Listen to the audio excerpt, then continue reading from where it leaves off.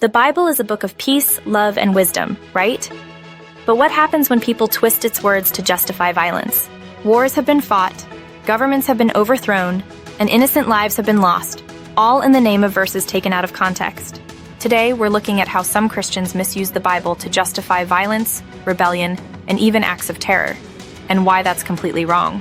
Let's start with one of the most misquoted verses of all time, Matthew 10:34, where Jesus says, "Do not suppose that I have come to bring peace to the earth. I did not come to bring peace, but a sword." On the surface, this sounds like Jesus is calling for violence, right? But here's the problem. He's not talking about war or rebellion. The sword Jesus refers to is division, not a call to arms. In the next verses, he explains that following him will cause conflict, even within families. And let's not forget, when Peter actually used a real sword, what did Jesus do? He stopped him and healed the injured man. Matthew 26:52. So if Jesus told his own followers not to fight, how can anyone claim he wanted a holy war? Now this one is a favorite for those who want to claim Jesus told his followers to arm themselves. In Luke 22:36, Jesus says, "If you don't have a sword, sell your cloak and buy one." Seems pretty straightforward, right? But if you actually keep reading, just 2 verses later, Jesus' disciples say, "We have 2 swords." And Jesus responds, "That is enough." Enough? For a battle? That doesn't make sense. And when Peter does use a sword, Jesus tells him, "Put it away." Luke 22:50-51.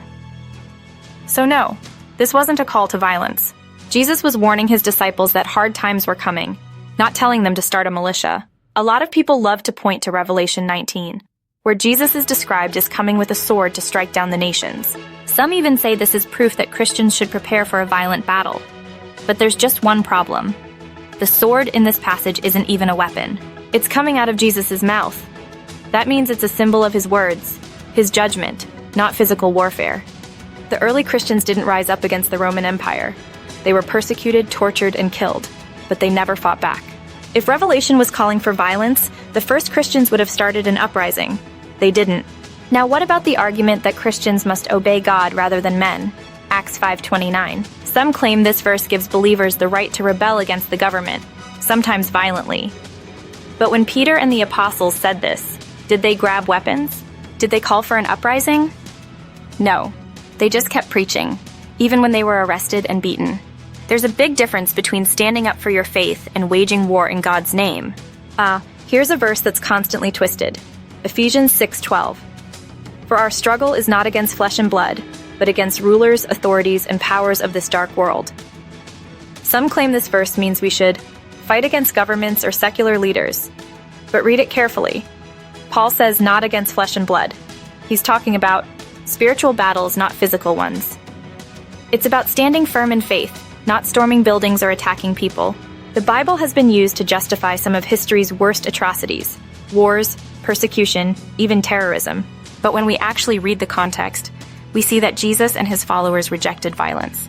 They didn't fight with swords, they fought with love, truth, and faith. So next time someone throws a Bible verse at you to justify violence, ask yourself, is that really what Jesus meant? Let me know in the comments. Have you ever seen someone misuse the Bible this way? And if you found this video helpful, hit that like button and subscribe for more deep dives into how Scripture gets twisted. See you next time.